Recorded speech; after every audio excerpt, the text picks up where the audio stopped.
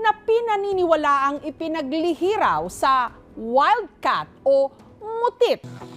Sa tuwing tataya sa ending ang mag-asawang Elma at Brendo, madalas sila'y tumatama. Di ay ti anak da nga ni Jaren. Dakil unay nga buenas da kinyana. Isuna ti swerteda. Katunayan, Pebrero nitong nakaraang taon, nakapag-uwi sila ng 33,000 pesos at nitong April 2023, 24,000 pesos. Nito namang Marso, 9,000 pesos ang kanilang napanalunan. Talaga namang buenas! Parang ang gaan-gaan ng pera. Madali lang mahanap para sa expenses namin.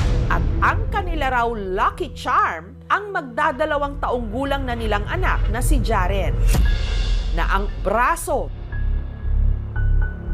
ulo, mukha, at buong katawan